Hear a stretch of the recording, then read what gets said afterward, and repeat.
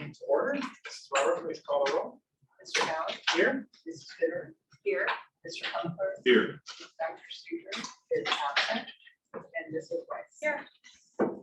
Stand and join us in the pledge of allegiance. Allegiance to the flag of the United States of America and to the republic for which it stands, one nation, under God, indivisible, with liberty and justice for all.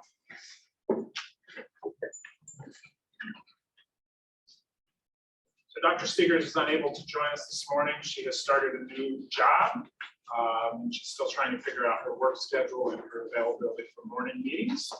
I know she will not be able to be here for this or the October meeting and is unsure about future morning meetings as well.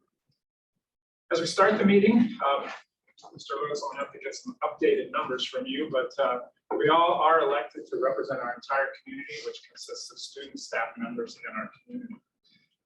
We use our mission and vision to guide us. Our mission is to cultivate a culture of academic excellence through inclusive and innovative learning opportunities for the whole child. And our vision is to empower all learners to reach their full potential in a global community. With that, I need a motion for the approval of the agenda, which includes superintendent's agenda, the removal of items 1 and 14, addition of items 15, 18, and 19, personnel consent agenda 2, R and U, and 3C. So moved. Second. Mrs. Weber? Mrs. Bitter. Aye. Mrs. Weiss. Aye. Mr. Allen. Aye. And Mr. Comer. Aye. Agenda is approved. Any motion for the approval of the minutes? So moved. Second. Any additions, comments from the board? Mrs. Weber, please call the roll. Mrs. Weiss. Aye. Mrs. Bitter. Aye. Mr. Comer. Aye. Mr. Allen. Aye. Minutes are approved. Mrs. Weber, if you could quickly give us an overview of protocol. Thank you, Mr. Ballard. Thank you for all of you who are joining us today, both here in person and in our virtual audience. For those of you who are attending the meeting virtually, you can find our agenda and addendum that the board just approved for today's meeting out on our website at sycamoreschools.org. The minutes that were just approved from the August 17th meeting will be posted on the website as well for your review. We do have one person who wants to address the board who's in person today for public participation. And we'll get to that in just a bit. But for others that might be in the virtual audience who wish to participate in public participation, please send your request to today's moderator, Mr. Christian Long, our Director of Technology. And his email address is longc@sycamoreschools.org. We're ready to get started with the meeting with a very exciting recognition. Mr. Lewis. Now for that recognition, 5771. Thank you. Is your new total. So Subject to change. always subject to change. You know, it is always great to recognize deserving employees. So Marianne Buchanan is the recipient of the Carol Brandel Award for Distinguished Service that's given by the Ohio Association of People Transportation. So that award it is given in honor of Carol Brandel, who was a longtime administrative assistant at the Ohio Department of Education People Transportation Office. And so that recognition is for people who exhibit outstanding leadership, professional conduct in the school transportation field, both in the district that they represent as well as the state of Ohio. So this award recognizes school transportation professionals who have contributed to the advancement of school transportation as a profession. I can confidently say that absolutely describes Marianne Buchanan. She has worked in our transportation department for 34 years. 27 as a bus driver, and the last 7 as the dispatcher router that we saw as a need 7 years ago. She has as much energy today as she has had during her entire career, and it blows me away that she is there every morning at 5:30 and often there still at 5:30 at night before she goes off to her other job. That she still works as a hostess and server at Ferrari's that she's done for the last 17 years in Madeira. So she is just a busy woman, but she really just loves the work and loves being around the people. And really, she has been a staple for our transportation department, not only making sure our families are well taken care of, but she has a great sense of the community, efficiency, trying to find ways to make us more effective and efficient. So it is with great pleasure that we recognize her for that award. Unfortunately, she could not be here today because, as you know, transportation is often difficult to find subs and people to work. So Mr. Miller is often driving, so she has to cover the office. It's not feel comfortable, but I wanted to make sure we did go as a team and recognize her in person, but wanted to make sure that we did it formally as a team here today as well. So. Thank you very much. Certainly an honor to have her in our district for all these years and all the hard work she does to keep all of our students moving safely to and from school. So we definitely appreciate it and well deserved. I would just like to add too that as a family that has been the recipient of her kindness and professionalism over the years, it is definitely a well-deserved award. Moving on to public participation.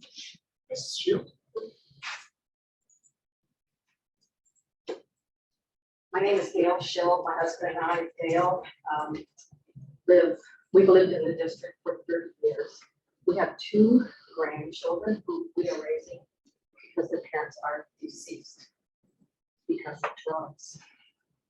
And the subject that I'm here to speak about today is the problem that Sycamore Schools has with vaping. And as I've come to find out, it's not just nicotine.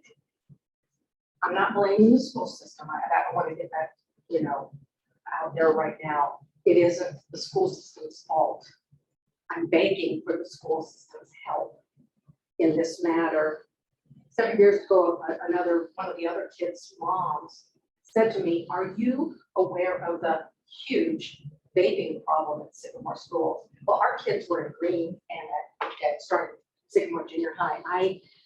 I was stunned. I said, no, I didn't. But my husband and I did what we were supposed to do, talk to the kids about the dangers of vaping itself, talk to the kids about the progression of vaping to other substances, including what happened to their parents, that they didn't start out on heroin.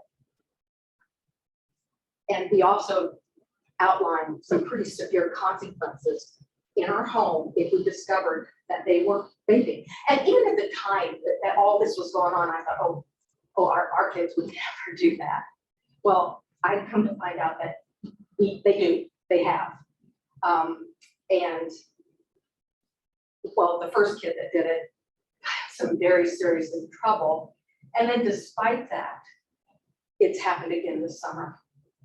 And so I understand, in fact, we talked to them about it. We understand the peer pressure. We understand that everybody wants to be popular and fitting in. And at Sycamore Schools right now, for a lot of kids, not all of them, but for a whole lot of them, it means vaping. And sadly, they aren't just vaping nicotine. I've also come to find out, in fact, I want to read this thread that I'm a snoop. I look at our kids' devices. Those devices don't belong to them, they belong to us, and they know. I'll grab it from your hand and see what you're doing.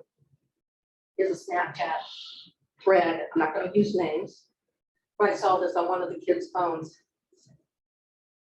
You need a cart, is student 1. This is at one of our schools, and this just happened Thursday. And oh, by the way, cart means weed, marijuana. Student 2 says, no. Student 1 says, I need money. Student 2 says, nic only, nicotine only is what the baby wants. Student 1, okay, I got you. Student 2, tomorrow, how much? Student 1, 30. And then the kid asks for a picture. So this happened on school property, school time, and involved Sycamore students. Thursday. So that's why I'm here, because this isn't just a problem for us, it's happening on school property, on school time. And we parents we are powerless to stop this on our own. We need the school system to help. And again, it's not just Sycamore schools. I know this is happening all over. I know that. And I also have the attitude that it's not just the kids selling it. They wouldn't have, and this is the message our kids got, they wouldn't have their little cottage industry. You weren't a willing buyer, despite everything. You know the consequences, you still do it. That's a problem. So we've offered ways, hey, why do you do it? Well, it makes me feel better. It makes me feel less stress in my life. And I said, well, I have a couple suggestions about that. So we talk about how that, and they, frankly, they're both in counseling. It hurt those kids in a place that we will never know, to lose their parents and be raised by grandparents. Anyway, as I say, I feel like we need the school system's help in this. And for a lot of them, I believe it is a matter of life and death. Because if they're doing this kind of stuff now, and the thing is that there are kids, I've had this on good authority. I have the proof, I'm not making this up. And I've dealt with the parents of this, and they are taking care of it. That one girl stands in church right beside her parents. Their parents think she's sucking on a pen, chewing on the end of a pen. She's vaping weed in church.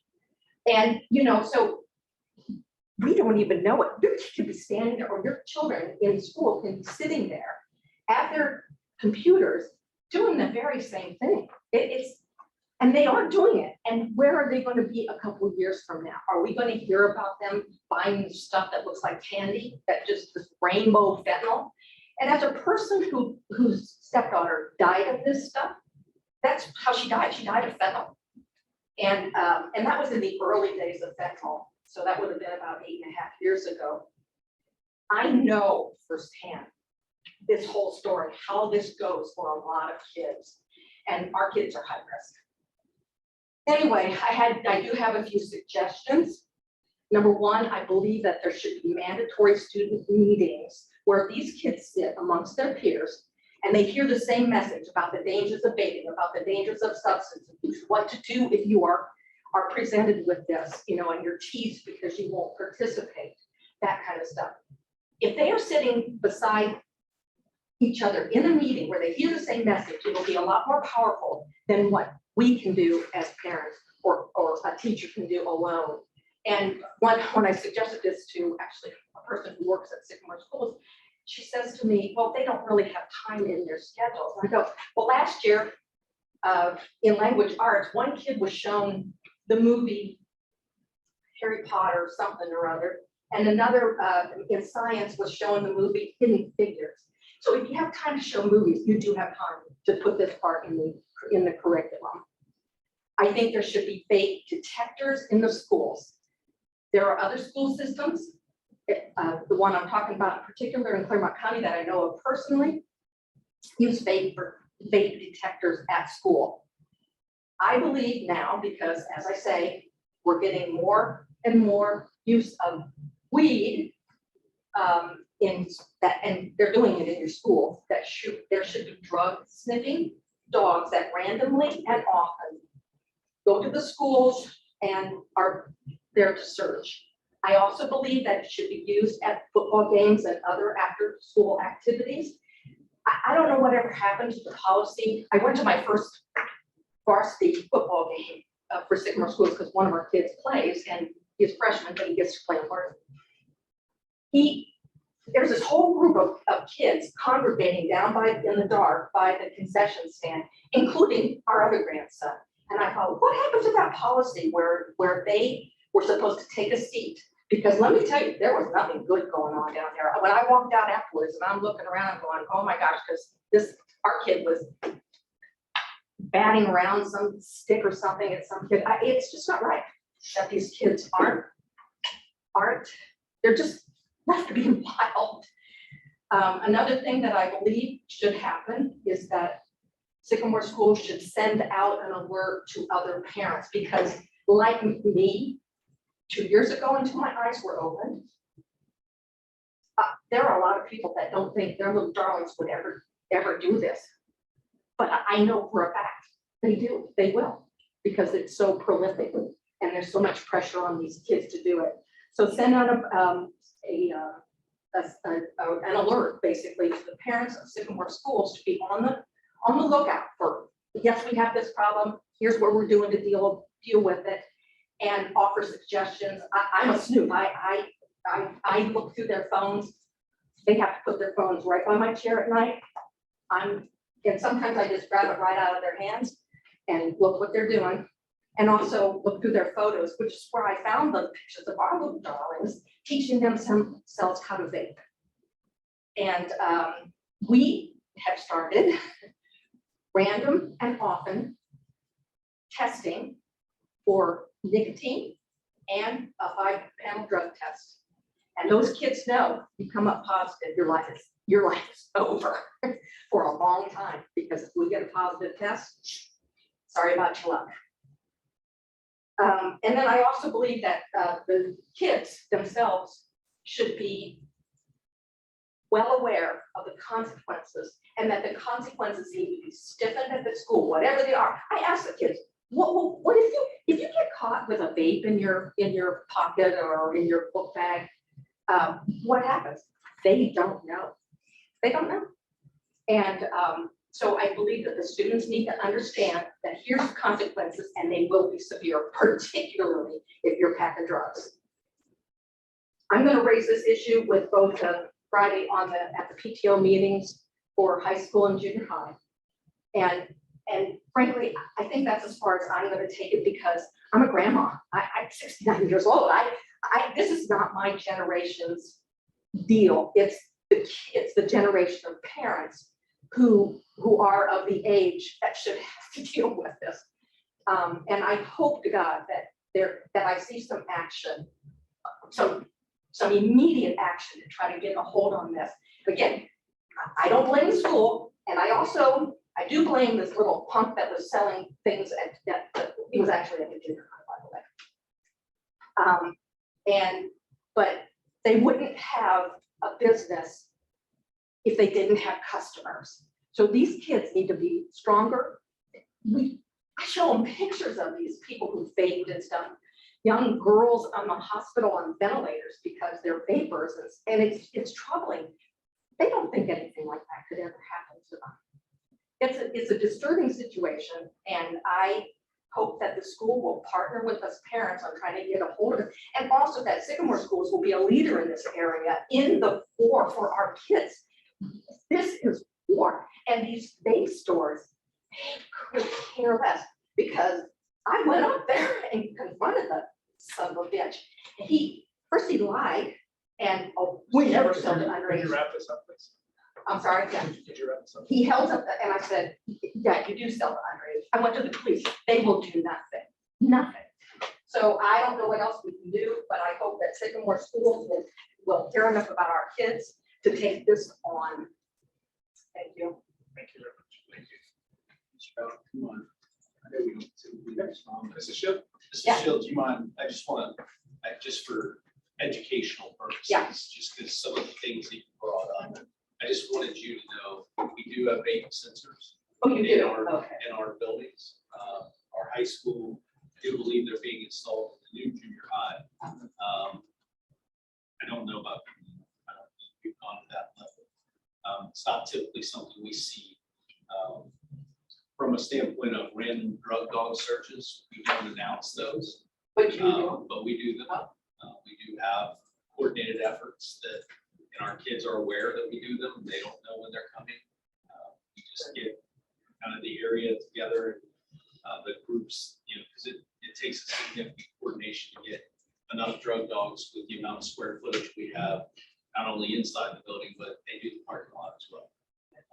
And there are severe consequences in And it's unfortunate because Mr. Lovell and I spent a lot of time dealing with students that get in trouble and the severe consequences don't seem to matter to them.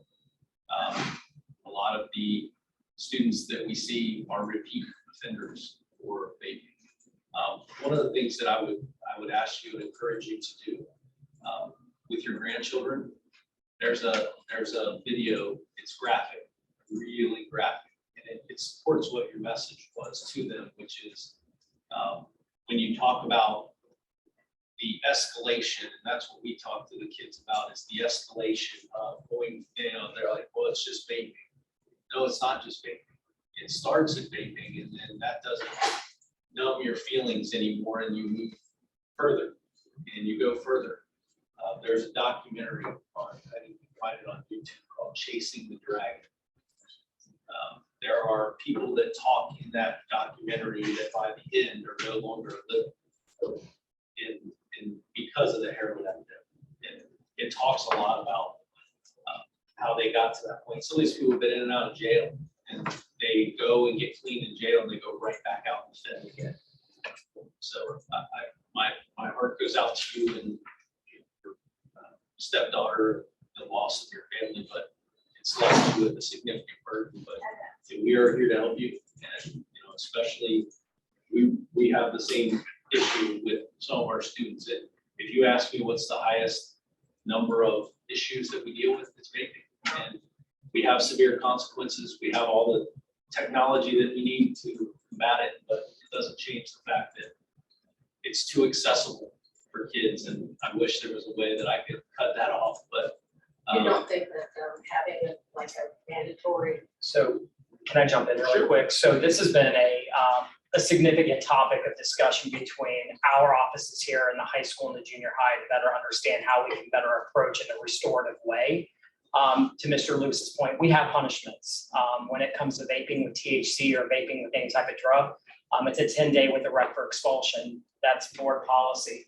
But what we want to do is we want to have more conversations in regards to how do we actually decrease the number of students that are vaping in the first place. And so we've had some phenomenal meetings for the high school this year to really talk about what is that approach down at the 7th grade level from an educational standpoint for our students. But also, how do we bring them back into the buildings? Because one of the beliefs that we have as a team is that if we put students out for 10 days, what are they doing for 10 days?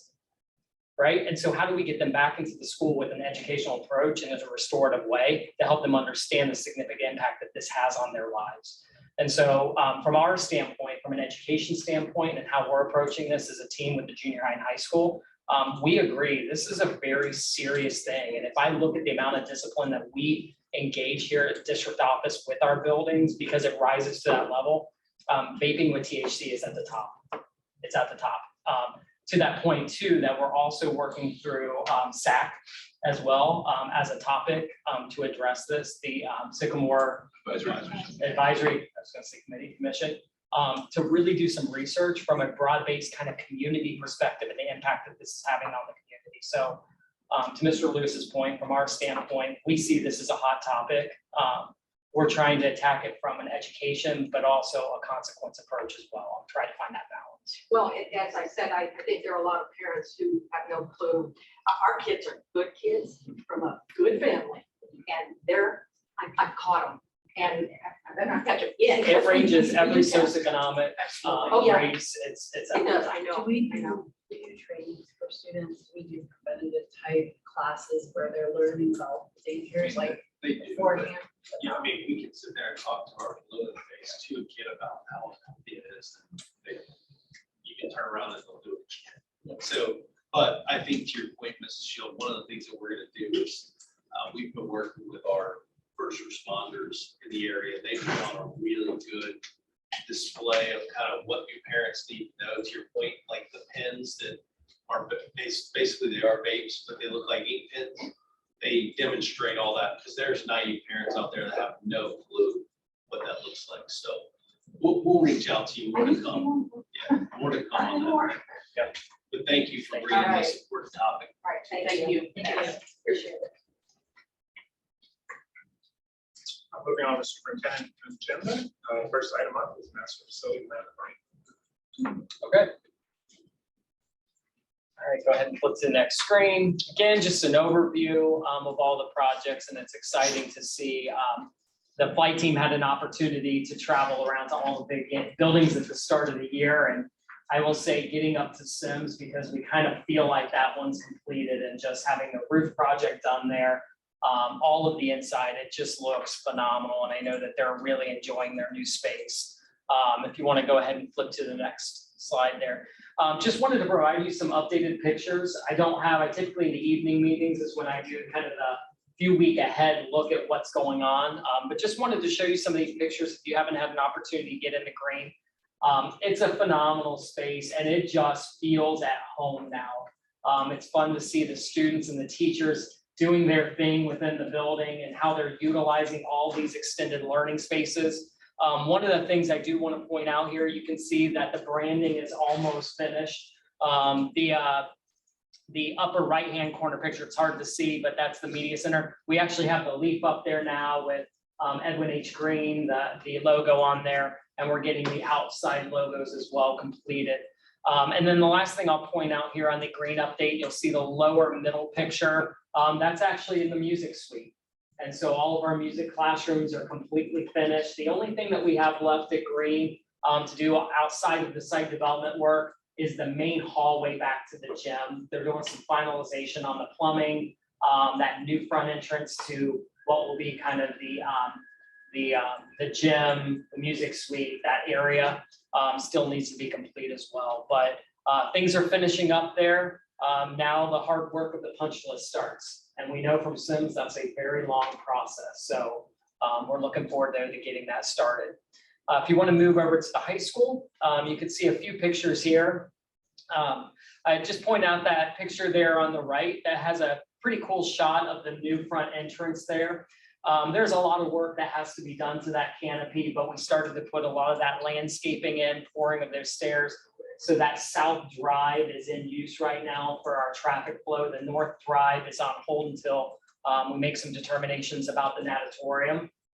But ultimately, I think it'll be a really impressive front entrance to the building. And I think for the first time, people won't be confused about how to get into the school. That'll be good. Some of the other pictures there, it's always positive. Some of the other pictures there, you can see the cafeteria, a couple shots there, and some of the ELA spaces in the academic wing. I will tell you, we had a great start to the school year. We slid into hoping that we could get that cafeteria up and going. The first day, unfortunately, we had to serve Domino's pizza to our students.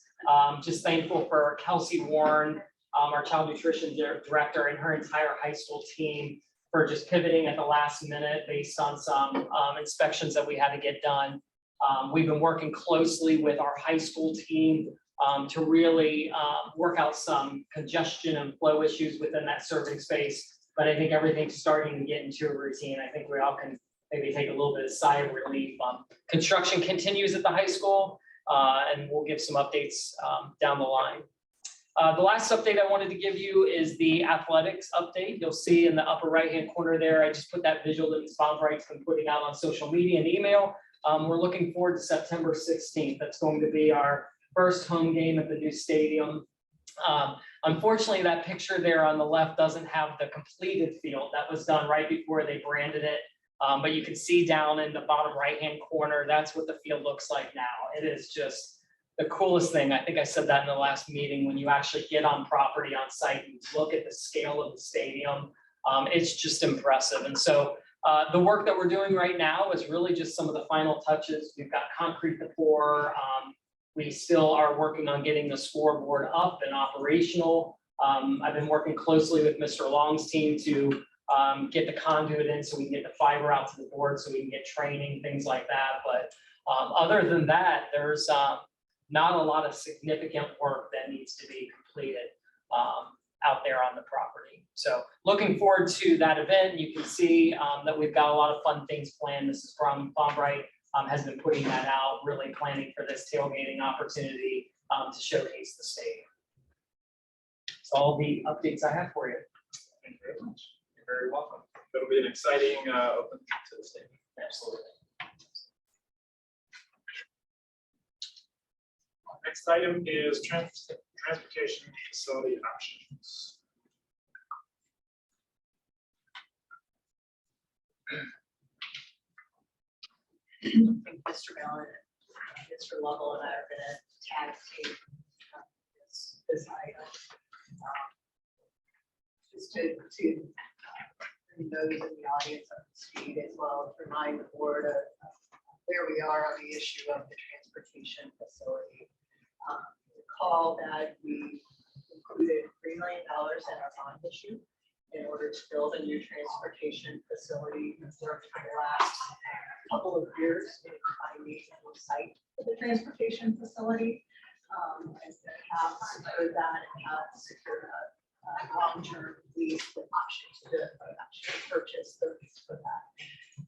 This past year, back in I believe December, we actually had to move all of our transportation operations to a temporary site because we needed to have that area as a footprint for the junior high building. So those are all the things that have happened thus far.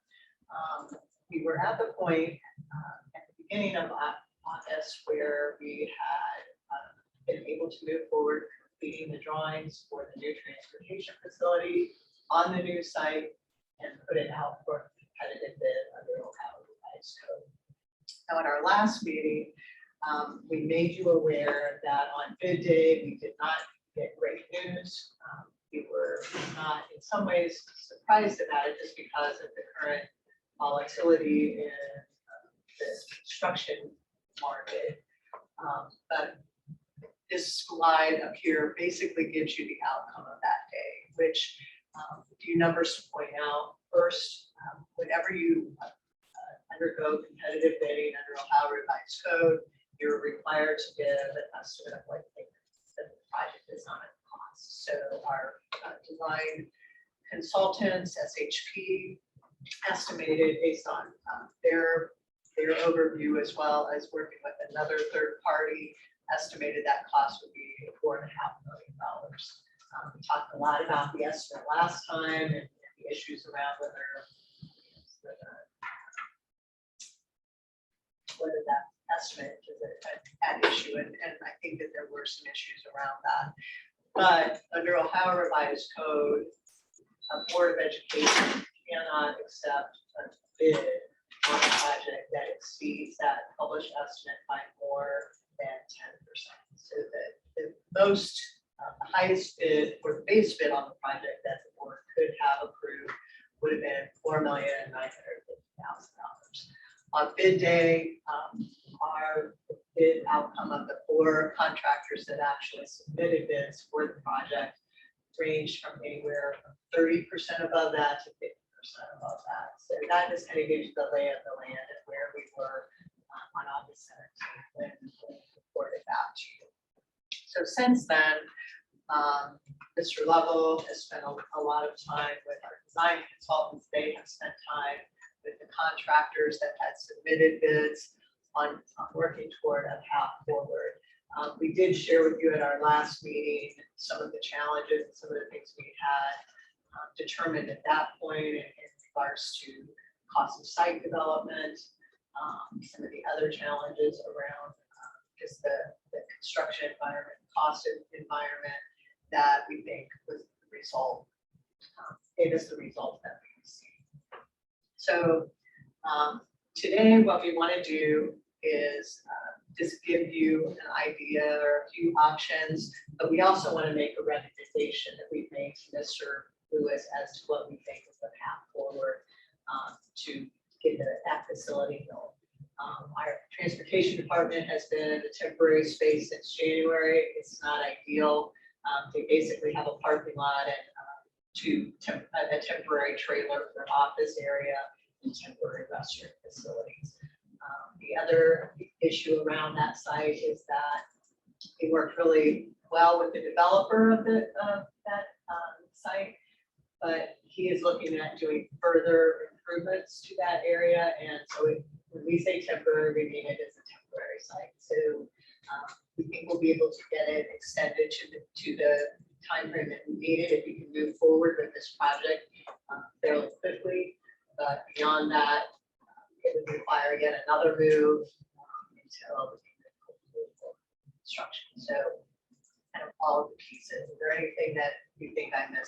level and just kind of link. So bring us our current agreement up on the temporary site. It is up in December. December, yeah, the agreement, the MOU that we have with the developers through December 1st, I've been in contact with him and he's willing to extend that through when the construction would be completed in that property. I think the thing that makes us nervous is that as you drive by that property, you see that they're tearing down the building. In fact, the other day, they were in their office and trees were falling next to them, so obviously, we trust the developer. He's been phenomenal with us. He wants the best for Sycamore. But we need there's some urgency to this. Is the site of the temporary the same physical location as the site of the proposed construction? It is. So, yeah, the temporary location is currently on the northwest corner. The project, our property that we're long-term land lease is in the southeast corner. And so it's actually, address will be off of the rooms, but it's on the 96 acres. I I'm sorry. was aware that it was on the same, but I was trying to say physically where we're on the temporary, that's not where we have the purchase or the lease agreement. It's on a different spot. So it's not, this isn't an option to stay where we are. No, it's not. Unless we want to get Understand. buried. The building.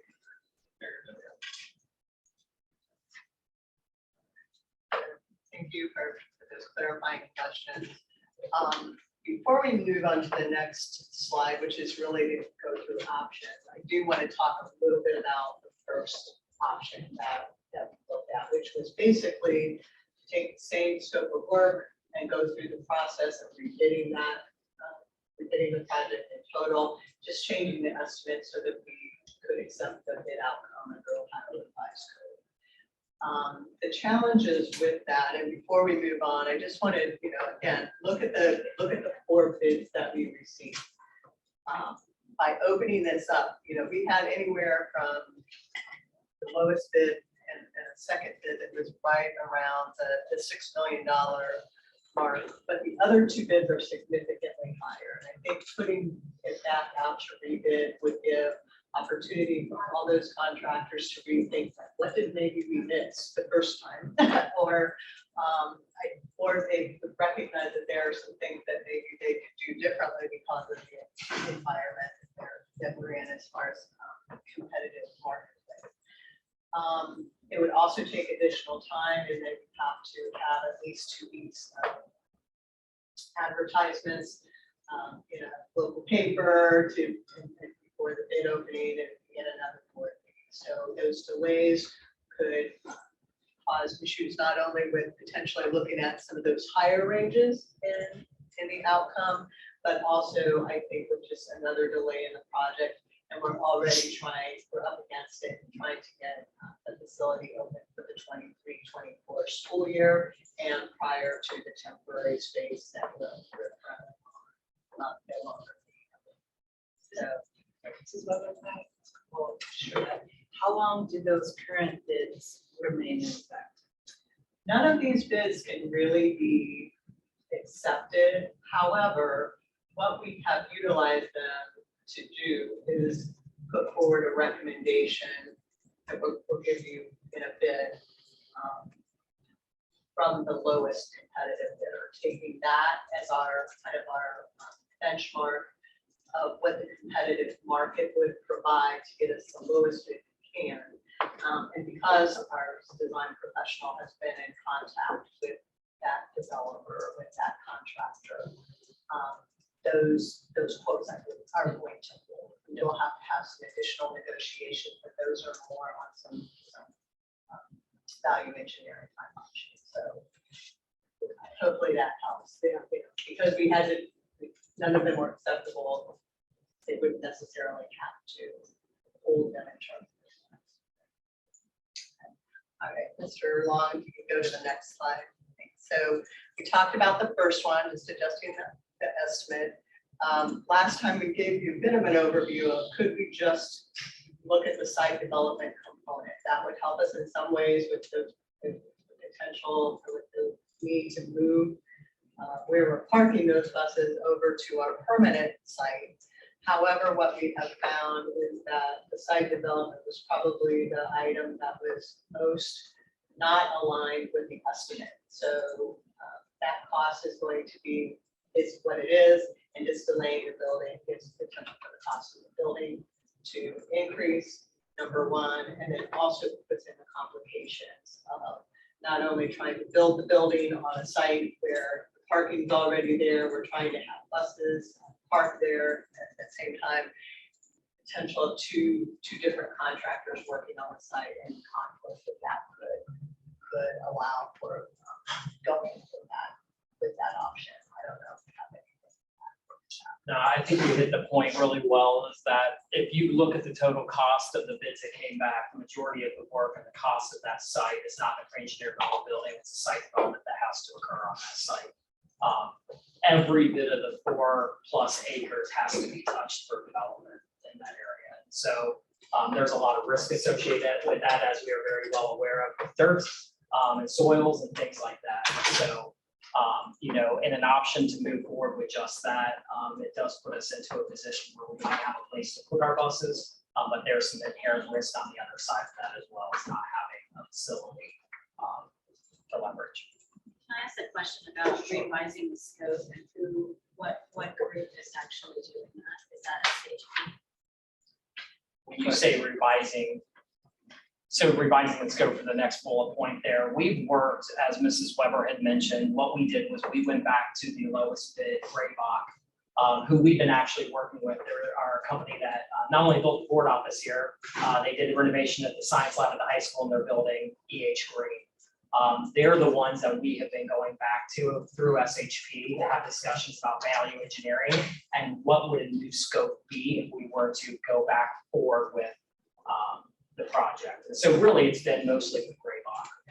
Actually, this third option was one where we could decide, we just, if it were a budget issue that we just really could not utilize our district cash reserve, would there be an opportunity to completely revise the scope of the project and do it? The time frame for having that, for doing that would be significant. And I think probably more importantly is when you look at the scope that was included in the original bid, it was done based on a lot of discussions with our transportation department, looking at the functionality that they have had to be able to provide the kind of transportation support for our district that they have in the past. So given the kinds of things that we might be able to redesign and still be in compliance with the City of Blue Ash's building codes, I don't know that we will see a significant change in cost. So the question of who would do revising the scope, we would, currently SHP has been under contract to do that.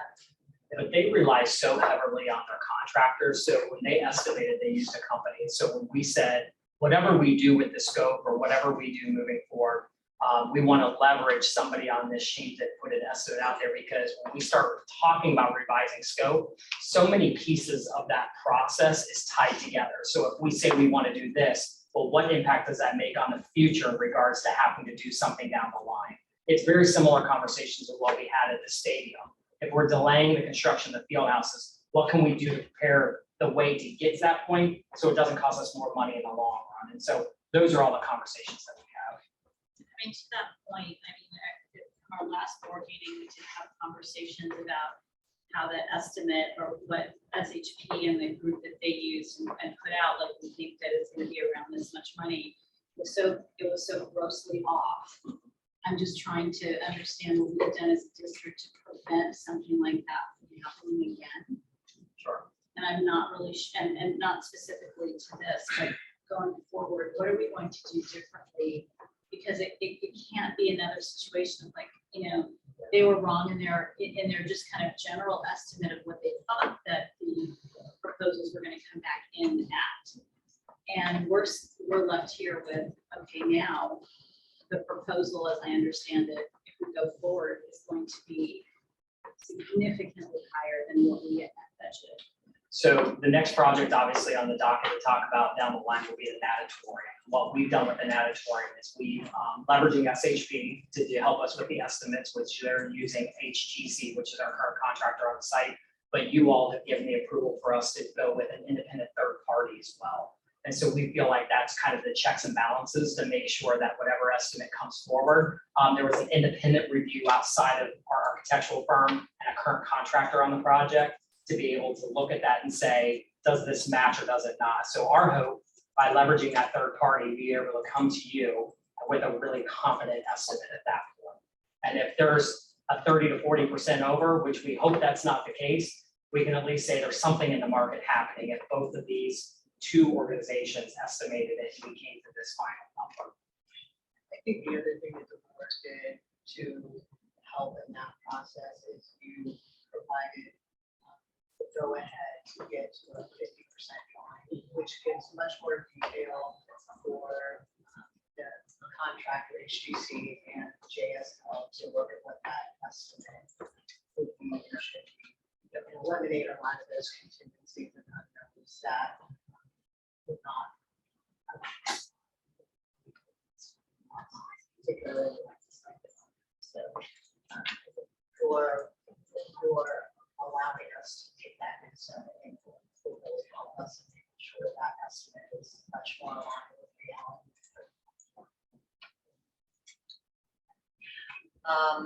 And then the final and fourth option, which is the one that we were going to recommend, so Mr. Long, you go on to the next slide, is to utilize what is under Ohio Revised Code, a resolution for urgent necessity. It allows boards of education to move forward with this type of project without doing formal competitive bidding to go ahead and go forward with procurement based on some specific reasons. One for us is that we continue to see that the delay of these projects are going to cost additional money to the district, potentially for the cost of the project itself, but also right now we're spending upwards of $30,000 a month in cost for the temporary site to lease of the land underneath it where the parking the buses and temporary trailer. For restroom facilities. The second piece is that we really feel the need that moving forward is that this is urgent, is that given the lead times and for materials that will need to be utilized for the construction of the building and the site to be in for it to be ready for the 23-24 school year. The approval of moving forward with this project should not be delayed. Also, and finally, and we've talked about this on a couple of occasions already, is that if we can find a way to move this project forward, our temporary site is going to go away. So not only will we have to look at finding something, and that was very difficult, but secondly, would be for costs of relocating that operation, which is not ideal.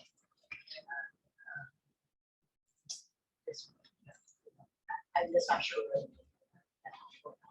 So we have met, we worked with legal counsel to determine whether we met the requirements for recommending the board actually utilize this option under Ohio Revised Code, and we feel comfortable in doing that.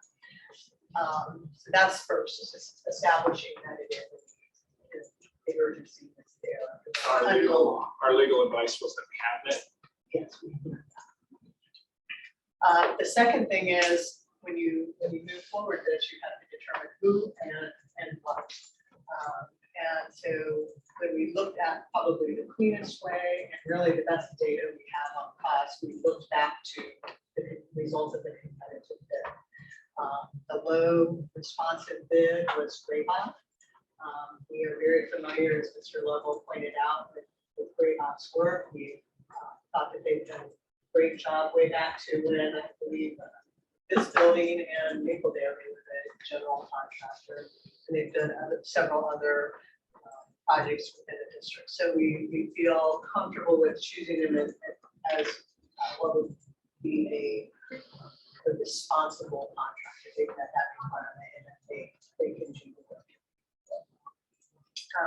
They also kind of would meet the requirement. We were in a competitive bidding situation that they would have had the lowest cost that we saw, which the best way we could do it was by actually having a competitive bid outcome and following up with them to say, can you hold this price versus looking at our starting point for negotiations of the contract. The second thing is, we talked about the who, looking at the what.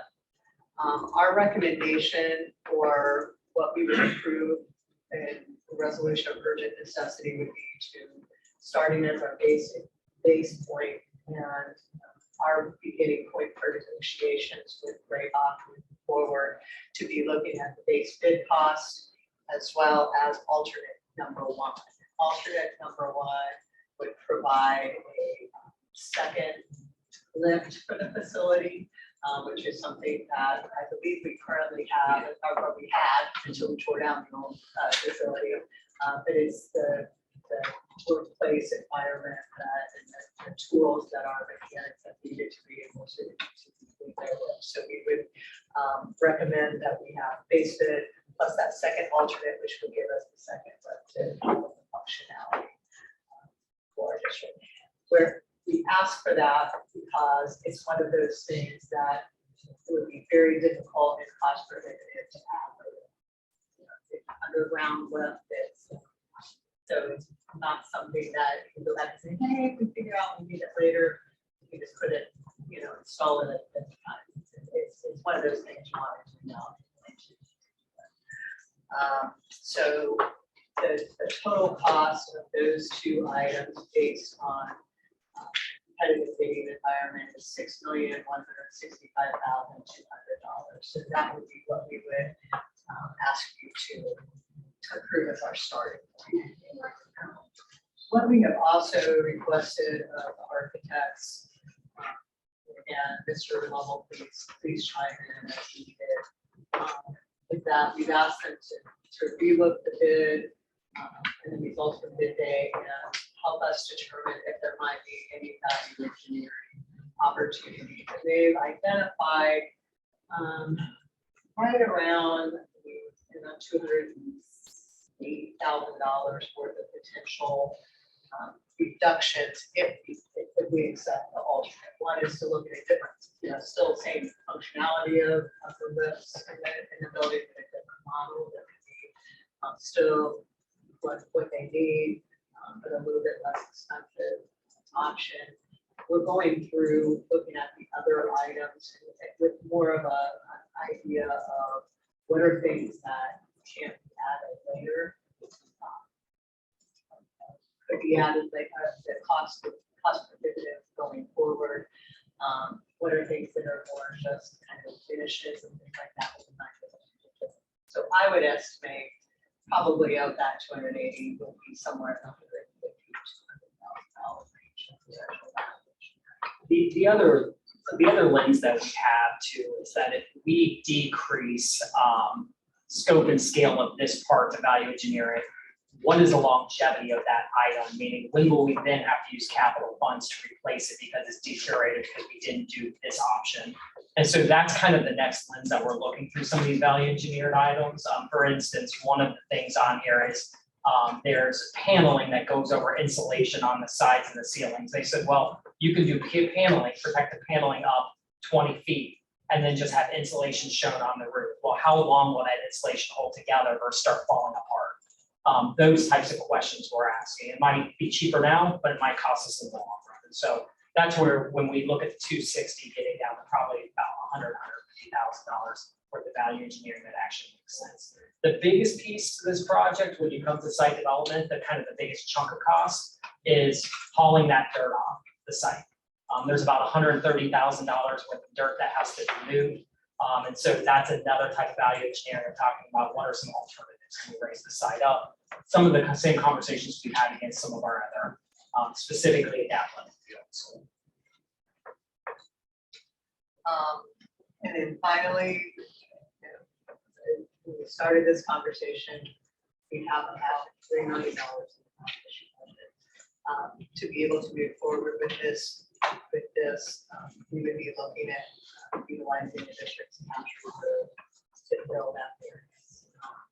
If we take into account construction, design costs, soft costs, and providing what we think would be appropriate contingencies so that we don't have to continue coming back and asking for you to provide additional funds for this, we would recommend that we utilize up to $4 million to be able to fill that gap. So right around $6 million in construction and $1 million allowed for contingency on construction costs, design, the associated total costs to us. $7 million. So that is our recommendation. We provided those recommendations made in this list. Can I ask a clarifying question? Sure. Just on the numbers, the cost breakdown worksheet that you provided had a total project budget of $7,137,000. And when I look at the capital improvement plan, the 4 million plus the 3 million comes up to 7 million. So it seems like there's a gap of 137 there. Are we counting on the value engineering, or is that the delta that we're considering? We feel confident in the value engineering to be able to get it down to 7.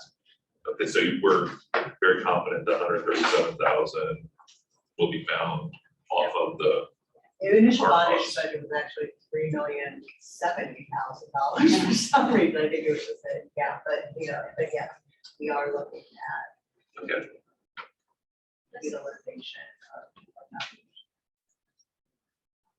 This is Weber. That's right.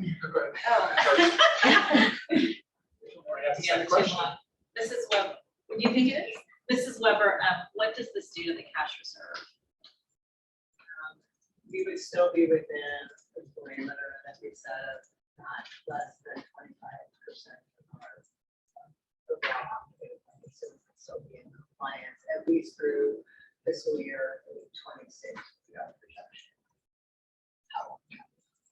And that's without any, Okay. that's without any. Without it. Another number. Couple questions. First, are we still confident? So, I see in your projections here, you have money in there for transportation facility coming out of reserves, potential to TBD for the non-moratorium. Are we still confident in the overall scope of the project that we're not going to need additional funds from the reserve to complete the high school, junior high? That was, we worked with our architects, I know that's caused some concern, but they've asked us to at least set aside $1.5 million to get to the completion. We did have, about $500,000 in unused soft cost fees that we've used to close some of that gap, and that has covered, I think, most of what we've seen so far with junior highs. Yeah. Costs. Yeah, from a risk perspective, and that's what we work with SHPR owners rep to really consider looking at every project. The high school risk is pretty much done. The biggest risk, because they've uncovered most everything they need to uncover. The cafeteria was a huge risk. From green perspective, the biggest risk that exists out there still is the undercut of that access drive that has to go for the buses. That's still, we haven't gotten to that point yet. Junior high, the biggest risk is going to be taking down that building. But we've gone through some big hurdles with the junior high property at this point, so the risk has decreased overall. So they felt confident in that number that we had originally talked about. That's the 1.5. Exactly. Is that in? Is that in? Yes. Oh, I see. We brought that up. That was included last week, 2 days ago. Change. So, So that included $1.5 million. And there's, and we're pretty comfortable in that. as comfortable as I can be right at this moment, not knowing what's going to happen with the junior high. Well, has anyone else weighed in besides SHP? I mean, what SHP doesn't act alone in determining those numbers. We work directly with Monarch, Graybach, and HGC to understand the contingencies dollars that are left, the scope of the project, what they start to see. We had those conversations, and that's how we really ended at that 1.5 million. I just want to make sure that, because I look down through the salt costs, and I see environmental report, soils investigation, phase 1, 15 grand. Just want to make sure they put enough contingency in to mitigate. We said 7 million is it. They put in enough money to, because if we have no, basically what I read there is we have no idea what kind of soils we're going to get into when we turn it over.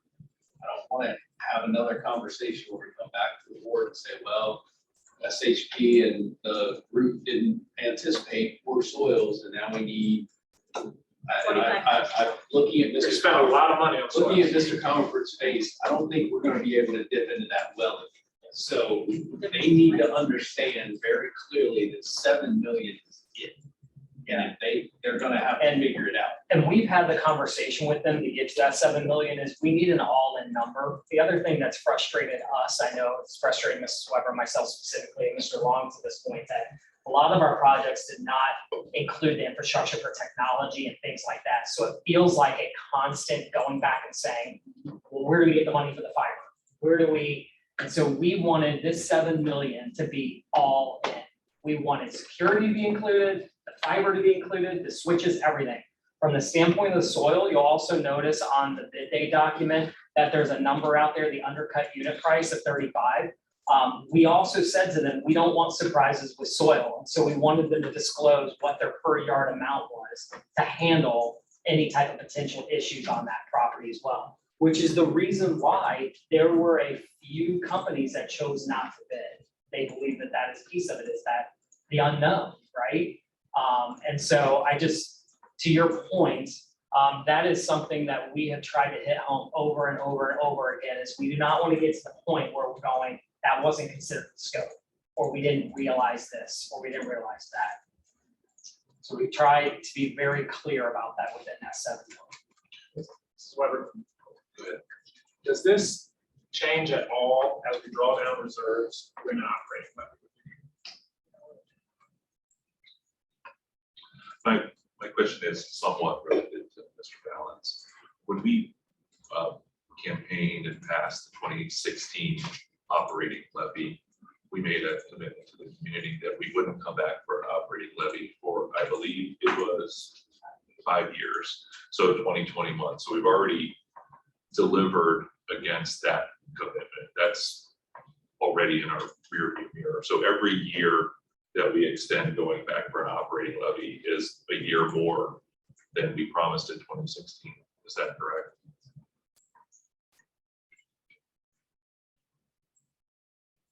Just going back to Mr. Lewis, there's items that are under its top cost really are including the due diligence that we've already done as part of all of the things we went through before we even decided to go forward. So if you recall, we did how many environmental reviews? Both phases. So Those were, yeah, so that was one good thing about having to look at the project and make the determination about whether the site was viable even at that time. Now, that doesn't say that once they start digging into it, that some things couldn't happen about the quality of the dirt. Mr. Lowe knows all about that. But again, I do believe because of the due diligence we had to do because of this property that wasn't ours, those things that could have been potential stumbling blocks have been uncovered of those.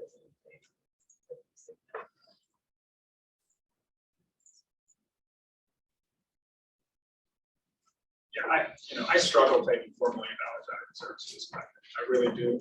I think you've done a good job of looking at alternatives, and based on the timing, based on what the current market is doing, I don't know that there is any other viable alternative that is going to get us what we need. Obviously, we did forecast 4 years ago, 5 years ago, for the transportation facility costs. Since I would hate to delay this project any further, see costs. It's difficult to pull money out of reserves, but that's what reserves are for. Done a good job. I would like to add that I agree with that. I feel like it's a really, it's a huge increase. But at the same time, this is our transportation department. We feel our school district needs to get this done. And delay is money.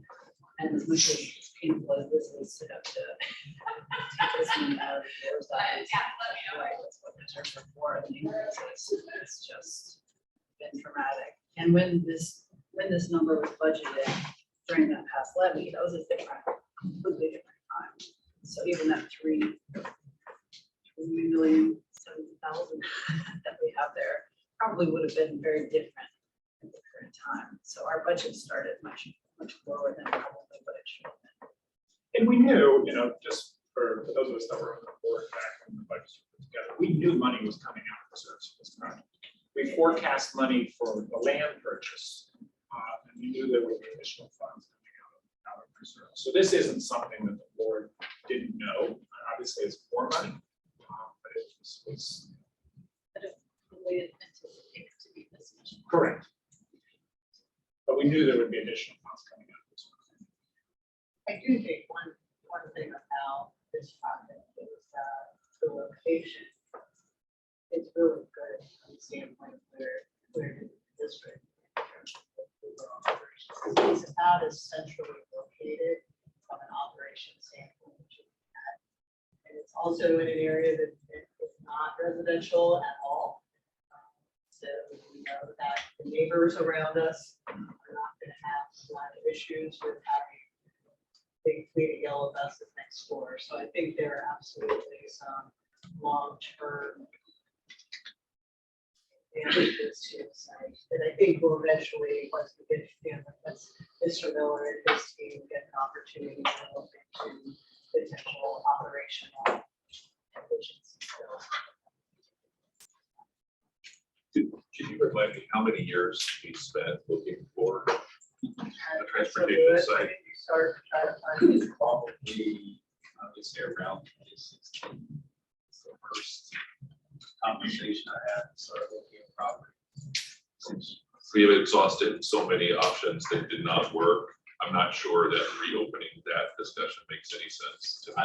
There is just, I drive around all the time, still looking, just, you just never know. But. Just not. I'm supportive of this recommendation. Any additional questions from the board? I'll receive the resolution of urgent necessity that outlines this recommendation. It was created by legal counsel.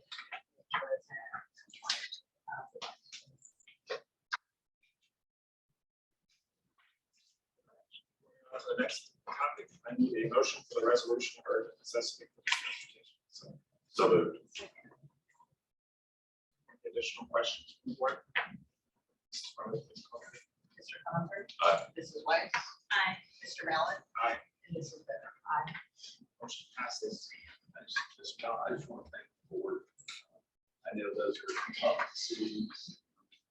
I sit here, my stomach is sour right now. I don't think any of us feel good about having to ask you to support such a recommendation, but we do hope it can in the right direction, but then change the fact that we all make a strong commitment to finances and making sure we're protecting our precious tax dollars. So we will make sure that we hold our teams accountable to making sure that project goes down another.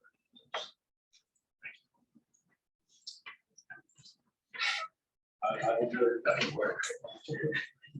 Unfortunately, we're now moving on to spending additional money. Nice segue. Yes. There are a couple details Not change orders. There was- Just a few. There were some that had parentheses around them, but not enough. So the next item is, I need a motion for change order for Sycamore Junior High School. Second. Mr. Lowe, any highlights there? The only highlight what I would have is that $45,000 for the boiler pumps, as part of the project, what we have wanted to do is utilize the boilers that existed, so we weren't adding that to the scope of the overall project. We had two very different numbers for Green and the junior high, even though it was the same project, upwards of $100,000. And so we've been working really hard to understand the difference in those. And so this number represents a significant amount of negotiation on the back end to decrease that overall change order price. But overall, it's a cost savings to the district by utilizing those boilers versus buying new ones. Which were relatively new as part of the energy conservation project. Any questions from the board? Mrs. Weber, please call the roll. Mrs. Weiss. Aye. Mrs. Bitter. Aye. Mr. Ballard. Aye. And Mr. Comer. Motion passes. I need a motion for the change order of Sycamore High School campus parking and urban site package. So moved. Second. Soil again. Yeah, I mean, these were just soil issues that we had on those main access drives coming from Cornell back to back. We had to move quick. We needed it open by the first start of school, and so these numbers represent a quick solution to getting those done. So are we done with soil at the high school? At the high school, yes, we are not turning any more soil over except for what's in front of the natatorium. Well, I don't think the answer is no then. But I'm sorry. I don't think the answer is no. Well, I mean, from a parking perspective, there's no more spots to be created out there. So we've hit our impermeable surface percentage for the city of Montgomery on that site. We can add no more parking. We are taping this, Mr. Lemon. You know what? Dirt's dirt. It's been a lot of money. We spent a lot of money on dirt. Okay, Mrs. Weber, please call the roll. Mrs. Weiss. Aye. Mr. Comer. Aye. Mr. Ballard. Aye. And Mrs. Bitter. Aye. Motion passes. I need a motion for the change order of Sycamore High School Stadium phase one completion. So moved.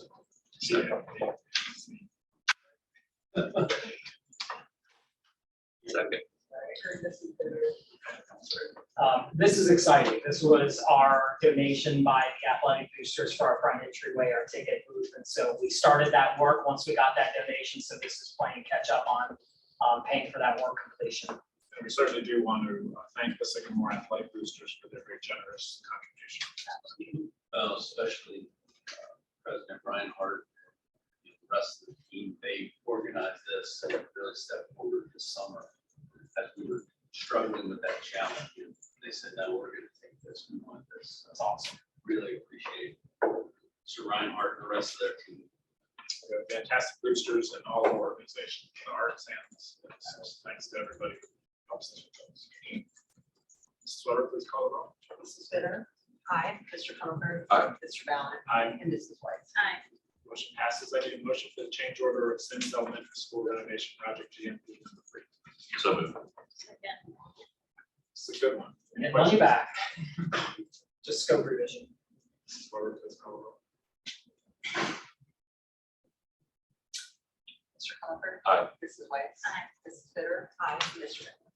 Aye. Motion passes. Any motion for the change orders, PH Green intermediate construction? So moved.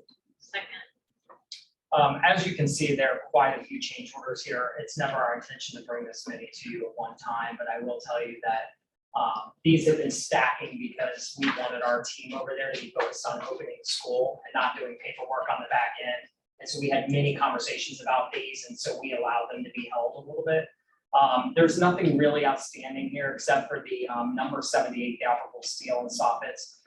We had to change the type of wall. We have operable walls in our extended learning spaces. We had to change the type of wall that was going in because the company had gone bankrupt. And so that's the change to the steel structure that we had to make revisions on. So I have to say that as someone that's been in and out of the building for the last 2 weeks, I've seen those walls open and shut. Kids all over the extended learning areas, and just listening to the teachers talk about how useful those spaces have been and how much they've been able to do with those spaces already. the 7,100 deduct there too, I'd also mention that, we are switching out some kitchen equipment. The change in that equipment is actually coming out of the child nutrition fund, for the different type of equipment that she chooses. So that's why we're getting some of it back there. Great, thank you very much. Mrs. Foote? Mrs. Bitter?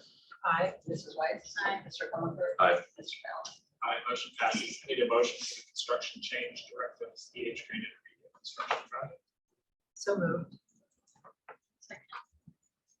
This is just kind of a heads up that we're working to understand better the type of electric that's going to be needed for the gyms in regards to the new operable hoops, basketball hoops and things like that. There was kind of a change in the scope. We're still working through that and getting that done. So we wanted to make sure there's a directive on this for you all, but it won't exceed $6. So eventually these will change to change orders instead of change directives, but at least it gives us that way to hold those dollars until the final. And those numbers have been held on our logs, our PCO logs the whole time. So they have been in the numbers that we've been seeing. Mrs. Weber, please call the roll. Mrs. Bitter? Aye. Mrs. Weiss? Aye. Mr. Ballard? Aye. Mr. Comer? Motion passes. I need a motion to authorize to advertise for bids, Sycamore Junior High School, and Sycamore High School roofs and furnishings. So moved. Second. All right, so this is kind of, I would say, our standard at this point because we've gone through this process before. What we have done, though, in cooperation with our friends over at SHP, Jenny Gallo specifically, who has done the furniture bidding over at Grain that she's doing at the junior high. We had asked the question because furniture right now is extremely competitive. And we saw that when we went out for Grain. We actually had to cut the budget by, I think it was around $300,000 to the price escalation that we were seeing in regards to the furniture bids. And so what we had asked the question is, do you believe that if we took the administrative package of the high school out at the same time as the junior high, could we see some significant bid day savings? They felt that it was definitely worth a shot due to the sheer number and scale of what we were going to be doing. And so that's basically what we have here for you, is working towards the process to put that out the bid. So we can see if we can get some significant savings with that. The reason this is different than what we've done with other furniture in the high school, those have been included as the GMP or HGC's contract. Right. Correct. So instead of them going through that process, we're going to combine it with the junior high. So we get some savings in the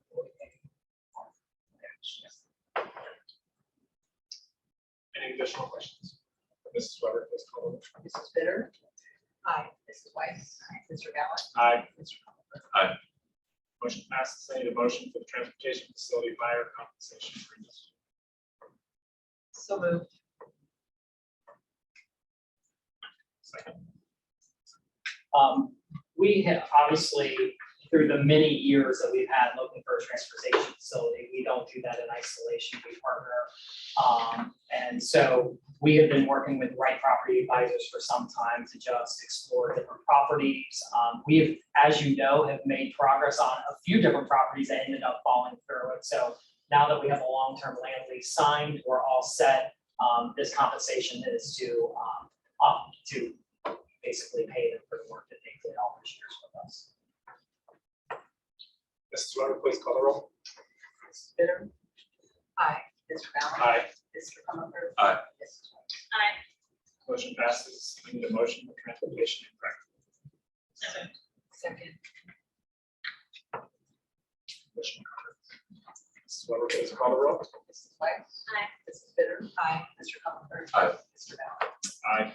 Motion passes. I need a motion for the SEA agreement supplemental schedule revision. So moved. It's a date from something that the committee, a correction.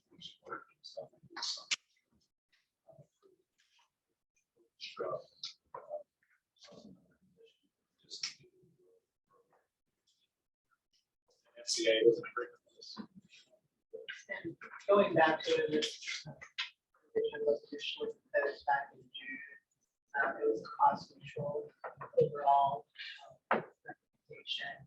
So this is just some miscommunication. Where, like, the recommendation was, this is aligned with the recommendation of the chair.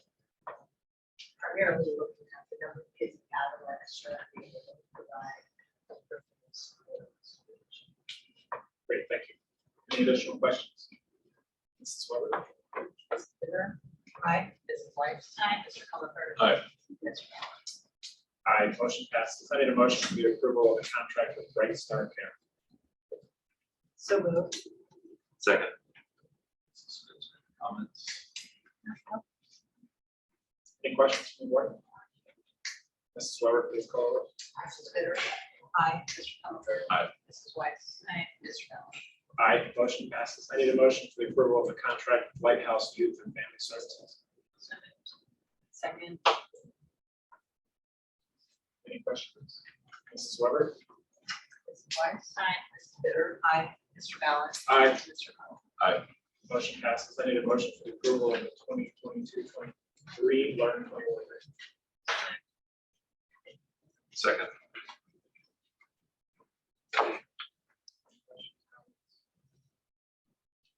Mrs. Weber, please call the roll. Mrs. Weiss? Aye. Mr. Comer? Aye. Mr. Balance? Aye, Mrs. Bitter? motion passes. Moving on to votes. Just a couple of things. Really just wanted to say thank you to the students, staff, parents, community, board. It's been a great start to the school year. People are excited. There's really positive vibe throughout the district. And really, it's just a huge credit to all the hard work that people put in throughout the summer and getting ready for this school year, especially all those staff members that were preparing to move into new buildings and get the classrooms ready for students and parents to visit. It's just been, I've experienced 24 starts to a school year. This has been by far the best. And I do believe it's still going to be the best year ever. The other thing that I would say, just I think the belief of our team, our students, families, the support that we get from our community is just unmatched. When you talk to new staff members, you talk to people that have been other places, they're blown away by what they feel and what they see here in this community. So I think that's a huge credit to where we live. A couple other things, the stadium opening for September 16th, 2022, and then we've already repeated that, but it'll be an awesome night for our athletic teams, but our marching band and other groups, our youth groups that are going to utilize the facility. And then last, thank you to Mrs. Bitter and Mrs. Wagner. They joined me at the Nancy and David Wolf Austin Humanities Center. They hosted an open house for administrators and educational leaders. I was surprised. We were probably the largest team there, but there weren't as many people as I thought there should be there. It was really a good night of learning. They took us through their museum. They talked to us about how they can not only help students understand, some of the past history, but it's also about, really just understanding being a better person, understanding, how you can be a better person. They have a program called Become a Standard, which is really cool. The other connection to our community is that Mr. Koppel, who serves on the Montgomery Diversity Inclusion Committee that even Mrs. Wagner and I go to monthly, his father is highlighted throughout our facility. So we missed Mr. Koppel, who was there giving a tour right before we took our tour. So, but his dad's name was Margaret Koppel. Just it's highlighted throughout the place, talking about his struggles and going through the Holocaust and how he survived. It's an amazing story to hear. So I think we'll look for ways that we can get some of our student leaders down for that facility. So get some leadership and development growth. That's all I have. Yeah, I just want to echo your comments on a great opening to the school year and thank our staff and building administrators, all of our teachers, all of our staff for what they do for our kids and for our communities to make a great school opening. As a parent, my kids talk about all the great things going on in the buildings with our new administrators that we have in place as well. So it's just a good vibe in the community and look forward to it. So thank you to our entire staff. Moving on to treasurer's agenda. Mrs. Weber, you're up again. Yes, sure. Everyone's really excited, but anyway. It's a program. How can you not be excited Well, about that? today we're gonna start on the road to the 5-year forecast. Which is gonna be presented in November as an update for the year. But thinking about in interest of time and knowing how things go, probably every meeting for the next couple of meetings will take a different component and build to so that you all have the information that you need to be able to approve that updated longer term plan.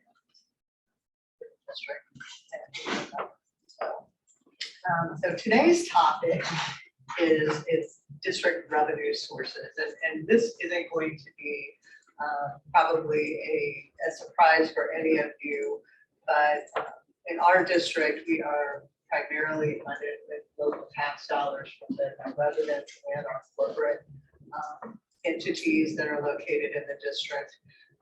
Nearly 3/4 of all revenue for our district's general operating fund comes through the state taxes. So that would be for land and buildings. No income taxes, but just property taxes associated with that. 5% of our revenue also comes from public utility taxes. And when I say that, that's on land, equipment, buildings, those types of things as well. We'll talk about that a little bit more in just a minute. Our state foundation that our people funding is still hovering around 5% of our total, a little bit less than 5%, which I think is on this for the state of Ohio, and that's what they provide for the day-to-day operations for our students. But we'll talk about that in a second as well. Homestead and rollback is a revenue source that is based on a reimbursement of a tax credit that residential taxpayers receive for owning their own home, and also a tax credit for certain senior citizens in our community based on their income level, a credit that they receive on their property taxes as well. Other state and local is Medicaid reimbursement that we receive as a result of a lot of work by Mrs. Spencer's department in getting reimbursement out from Medicaid for services like speech language services, our occupational therapy, physical therapy, so on and so forth. And then also a revenue source from the state called catastrophic aid, which is for students. It's a reimbursement of costs for students with disabilities when they get to certain levels based on the needs that those students have to be able to access our curriculum. And finally, other local is primarily our tax increment financing deals that we have with both Blue Ash and Montgomery and Sycamore Township, investment revenue, tuition revenue, those types of things. So those are our key different types of revenue. And other local has grown over time, primarily because of the number of tax increment financing agreements that we have with our cities, and also because they work very well with us, making sure that the district is not for those types of agreements where the entities will be for those taxes or to support public improvements to make those developments happen. See reimbursement for those taxes. So, these agreements. That's kind of an overview of the different types of revenue that we have. This is what we're projecting in terms of the percentages of, right around $89 million in total revenue for the district for the 22-23 school year, the different types of funding sources. So this is the picture in time. Let's move forward to the next slide. Could I just ask one clarifying question? Sure. Here, in the past, you mentioned that the state funding for our district is not, how it's calculated, that our private and parochial schools surrounding us receive more state funding. They receive more per pupil, that's almost twice as much. We get about $600 a kid. They receive about $1,200 Per child, per student. per child to support curriculum materials, services.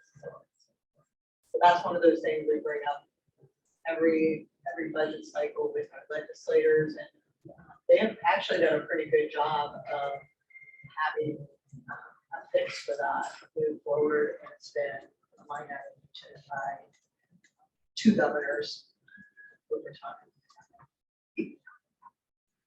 We're fine with our private parochial schools getting those kinds of dollars. It's not about that. It's just we think we should get at least as much per student to support the needs of our public school kids.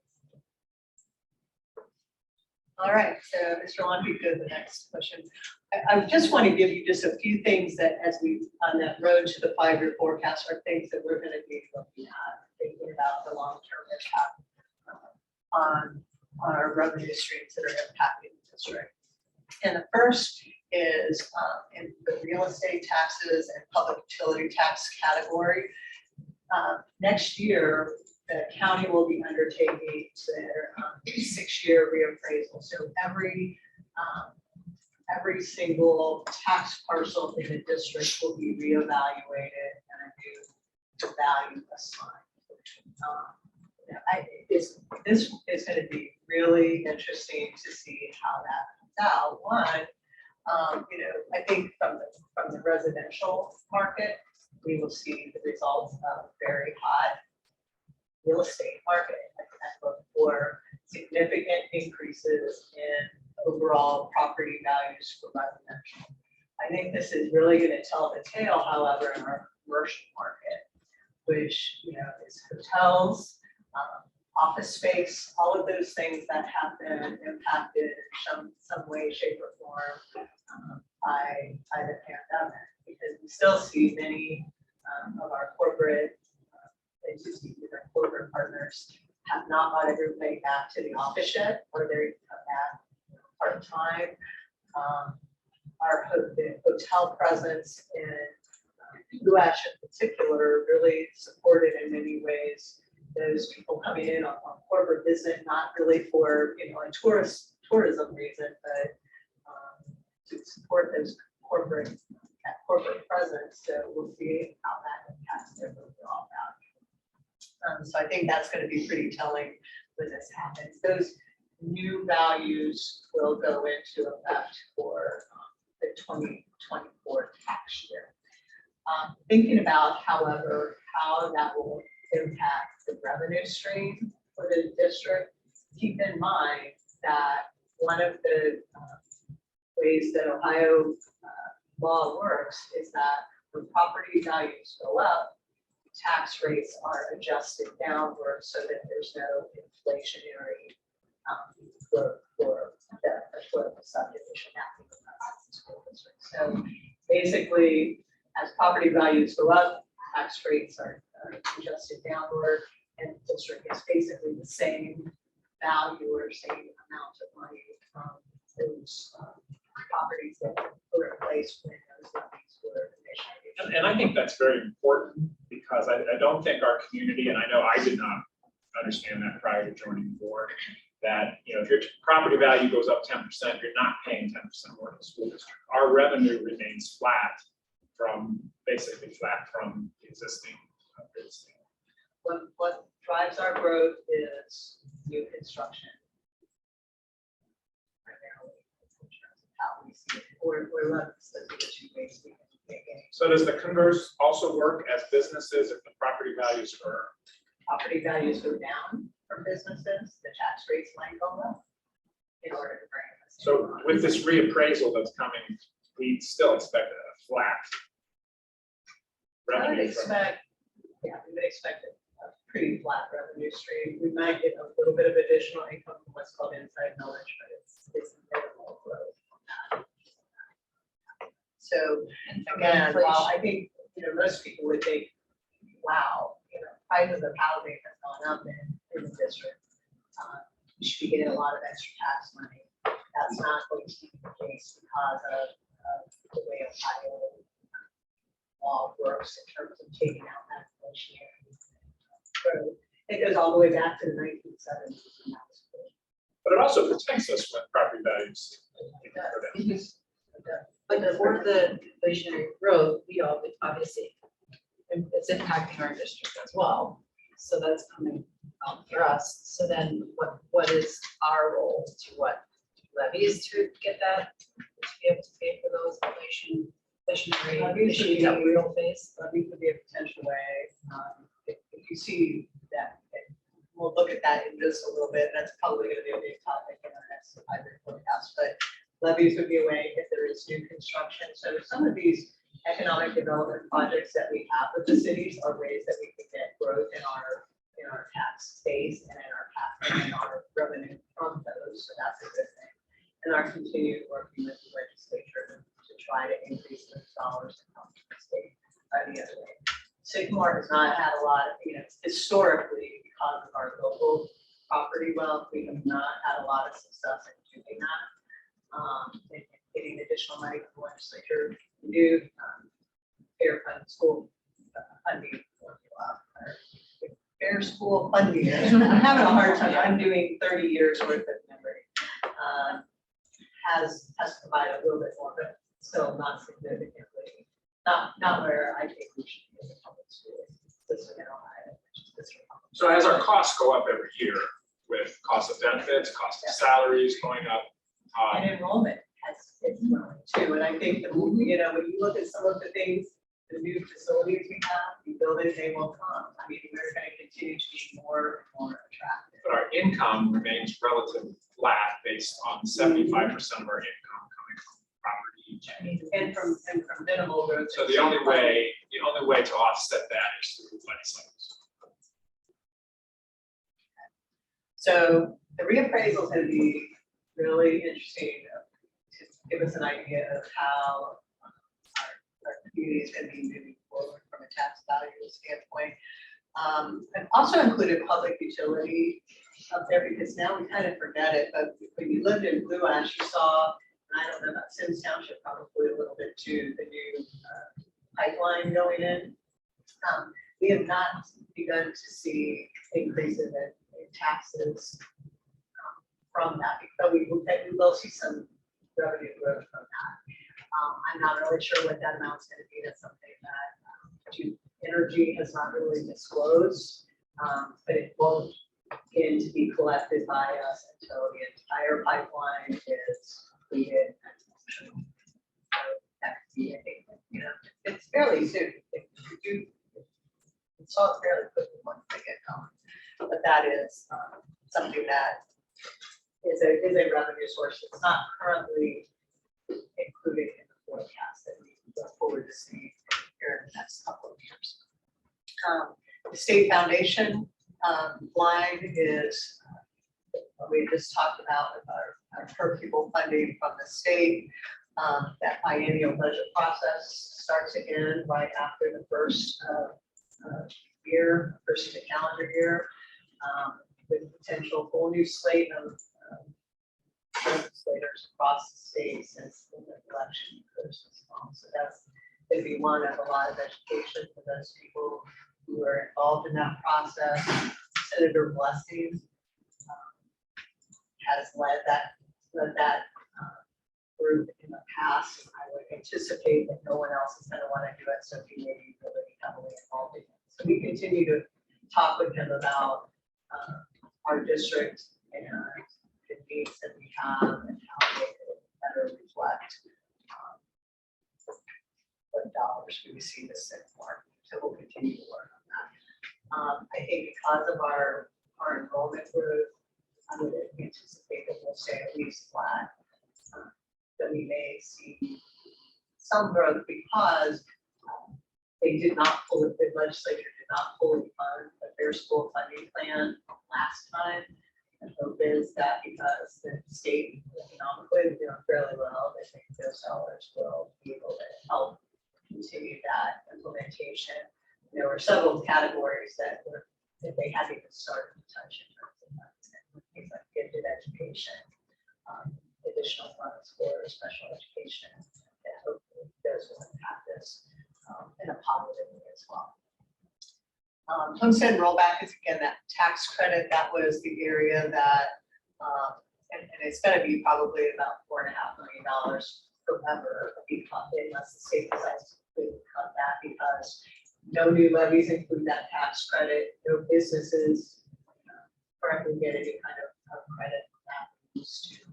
So that's probably going to be a fairly stable amount, hopefully, unless that's ever completely phased out by the state legislature. I don't see that happening because they don't want voters not to use that tax credit. TPP reimbursement was included in this area of our budget. That is now effectively gone.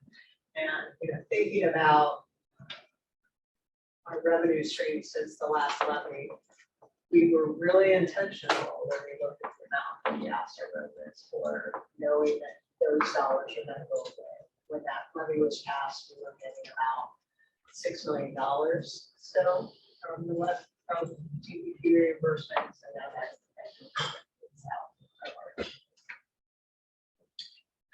out. Other local development, we are seeing, I think it's more. We were looking at our investment revenue yesterday. I think we made more last month. We made all last maybe 2 years. So that's all good stuff, and it does help us overall to see starting to get some investment income.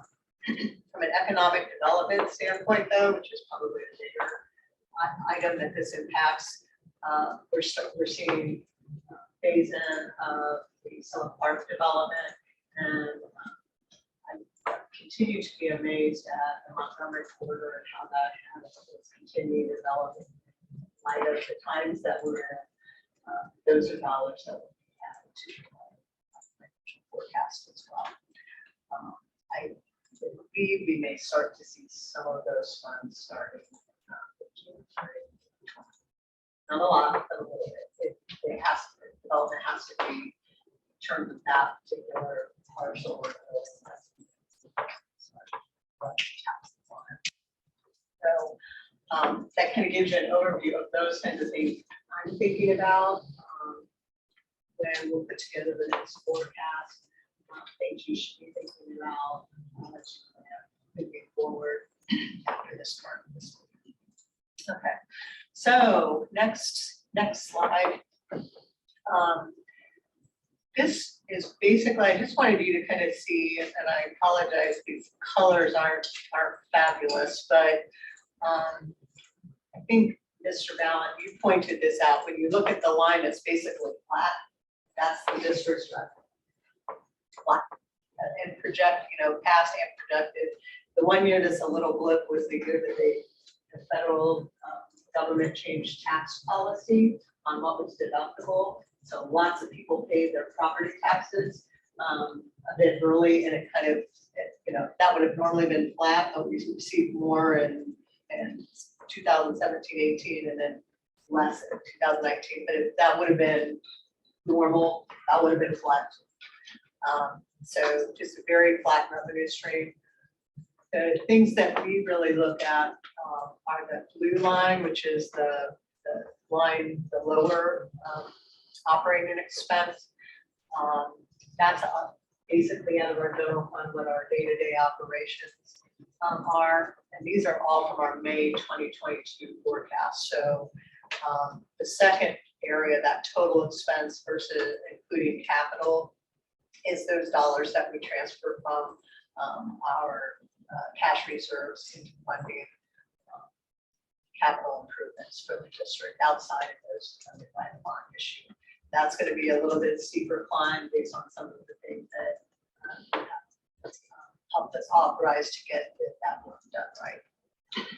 I find this a really helpful graph, Mrs. Weber. I mean, what it shows is, and when we do an operating levy, that flat line just raises. Yes, it is. It just kind of Right. jumps up. Yeah. But we're expecting that we're building our cash reserves in the years of plenty, if you will, and that we're drawing down for a certain number after we go upside down. We're not always expecting that we continue just to build our cash reserve. So Yeah. in an ideal world, that would be an equal amount of time below the line and an equal amount of time above the line. That's kind of what you look at with your love cycle. So we are heading into a different time. And I think it's gonna be more in terms of we're gonna be spending more than what we take in, which is kind of the typical levy cycle at a higher. I think our job is gonna be to determine how much we're comfortable with before we go to our next levy, to make sure that when we go take that next step and have that sort of community, that they are well aware what's driving that change, and that they know that it's what's necessary to be able to operate those. Well, we also, obviously there has to be that fine balance of putting money in, but we're not in the business of putting our taxpayers' money in the bank. To where we then get to a point where we're withdrawing from reserves. But if we wait too long to ask for a levy, then the ask has to be so much bigger. Right. And I think that's something important for the community to know as well. We want to keep that balance to where, we've seen other local school districts where the ask is so big that it really sours the community. We can't afford to get to that place because we have such support. So I think that's an important point to watch as well, is where does that ask have to get to be where it's too much. It's when and how much. So we're at that critical point where we really have to look at how that operating trend in particular goes forward. So that's just kind of an overview of how these two things fit together. The next presentation on the road to the 5-year forecast is all going to be about that red line. Because that's our appropriation measure that we'll ask you to approve on September 21st. All about the red line.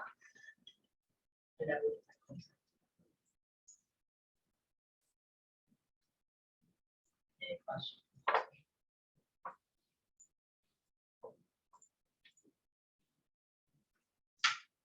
No, I appreciate it. I think this is very helpful, even for someone who's been around for a while, just to refresh it and see the graphs and really make sure everybody understands the community on board and with our staff of both of those lines.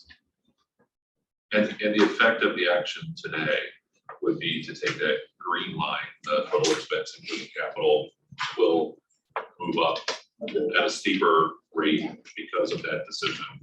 And likewise, when we have our auditorium discussion, it's the same. It would have the same effect. And what you're gonna be asking us on September 21st is the 5-year. Or is that On September 21st will just be the budget for that. For the coming this school year. So it's gonna be both the general fund, and you've actually approved a temporary measure back in June. This will be updating it with the additional information we have from our hiring, federal funds information. So these things that we talked about with how we're utilizing our cash reserves. So it's gonna be the overall budget for the district. This is gonna be a large part that probably was of most interest to people because it's for their tax dollars.